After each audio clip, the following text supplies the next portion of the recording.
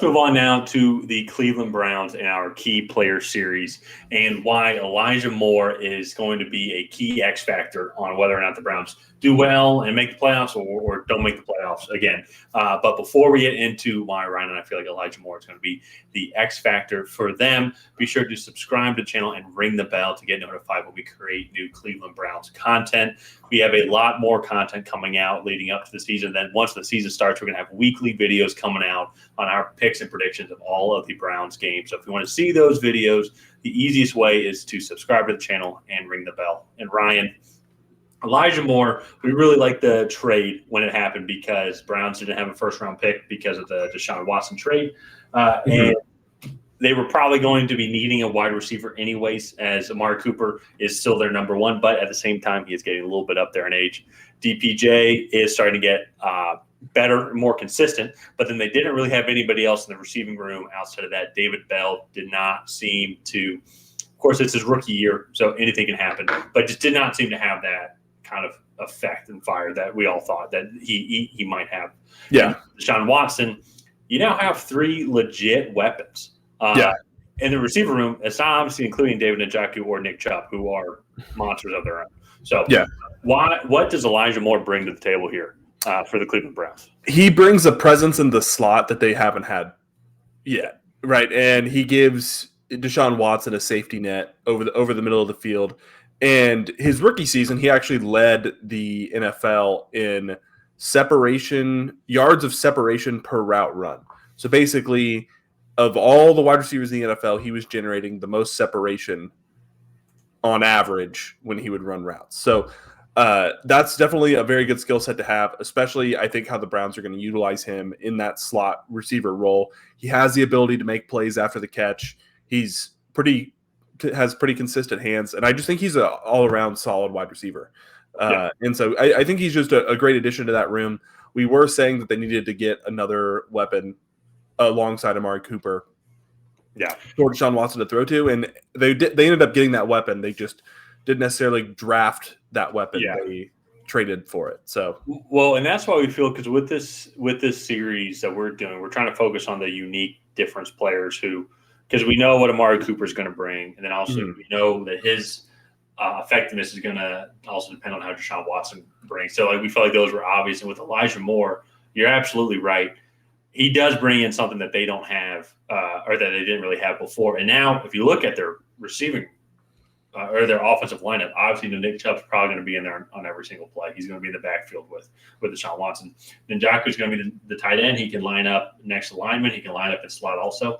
And now you have your basic receiver room right there. You have your X and Y and Amari Cooper and Donovan Peoples-Jones.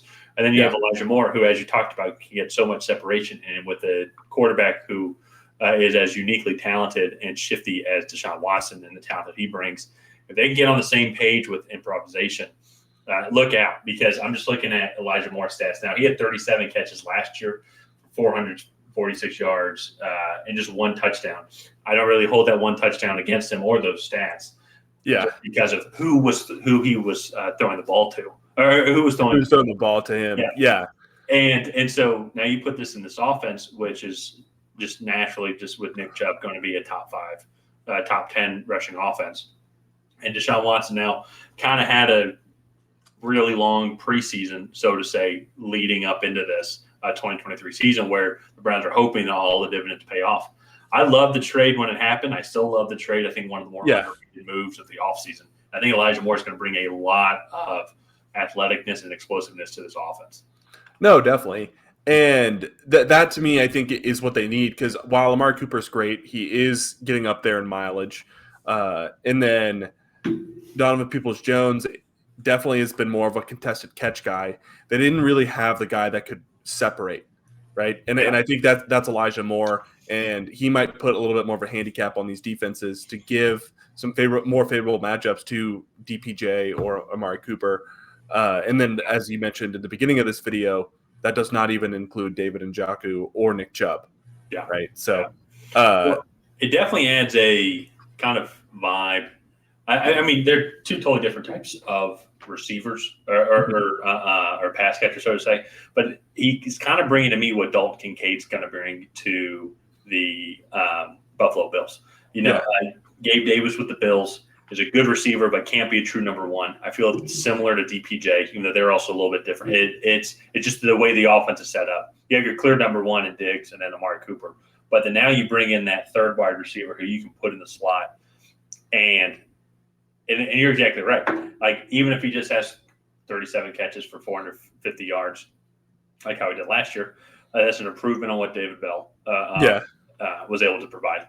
And I'm going to bet that it's going to be because more people are going to be giving attention to him. Also, more opportunities for Amari Cooper and DPJ or Njigba. So it's just a great move overall. The Deshaun Watson can be the Deshaun Watson that we know of before everything happened in his fall with the Texans. I think that